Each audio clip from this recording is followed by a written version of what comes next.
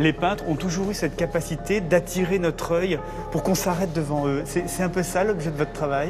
Oui, tout à fait. C'est important d'arriver à capter ce regard et à être dans l'échange et la contemplation.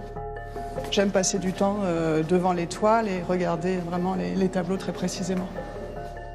Vous avez porté votre dévolu sur cette toile-là en particulier. Qu'est-ce que nous dit cette toile, ce regard qui nous est tendu?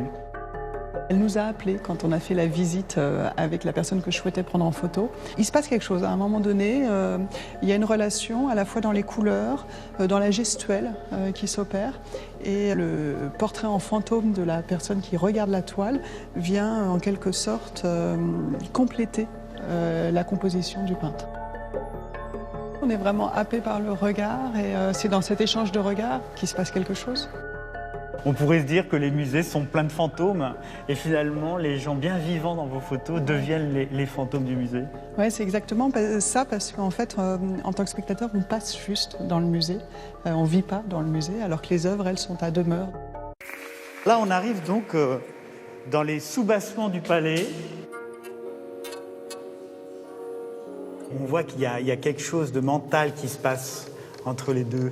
Je pense qu'une œuvre d'art se complète par le regard du visiteur. Et quand on crée, on a besoin de ce regard du spectateur. Alors c'est vrai qu'on cherche un peu vos photographies dans les collections du Palais. Et là, paf! Comment ça se passe au niveau procédé technique? J'achète un bouquet, je choisis un vase, je choisis un fond, j'installe tout ça dans un studio de photo. Et puis je prends une première image. Et après, j'attends que les fleurs évoluent, qu'elles s'ouvrent, qu'elles éclosent, puis qu'elles fanent. Et à chaque fois que je trouve qu'elles ont assez évolué, je déclenche une nouvelle fois. Et cette nouvelle image va venir s'empiler sur la première, puis sur la deuxième, puis sur la troisième. Et je prends comme ça entre 5 et 6 images. C'est exprimer le temps qui passe et l'inexorable mort qui finit la vie. Et vous savez quoi, Jérôme, ça fout des frissons parfois, ces fantômes. Oui, ça fout des frissons, mais beaucoup de peintures en fait donnent le frisson.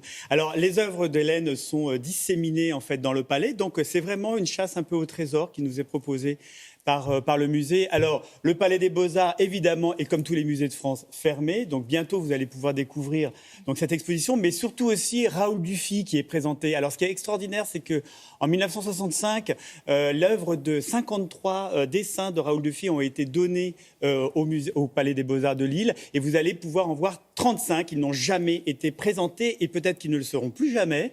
Donc, Raoul Dufy, c'est un contemporain de Picasso et de Braque. Donc, c'est très émouvant de voir ces œuvres.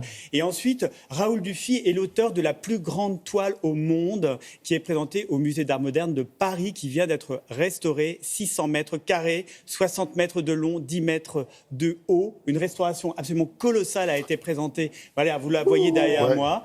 Et donc, elle a été restaurée aussi grâce au drone, parce que pour monter dans les hauteurs, les restaurateurs, pour voir tous les détails, on fait appel au drone pour aller restaurer cette œuvre. C'est rigolo, Édouard, parce qu'avec la fermeture des musées, on a l'impression que tout le monde est à pied d'égalité. Il n'y a plus,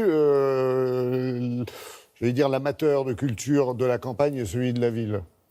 Non, mais oui, j'écoute ça avec attention et malheureusement, oui, tous les musées sont fermés. Les salles de cinéma, et il y a de plus en plus de films. Le cinéma continue de tourner et il va y avoir un embouteillage là, avec les sorties. Et c'est vrai qu'on est...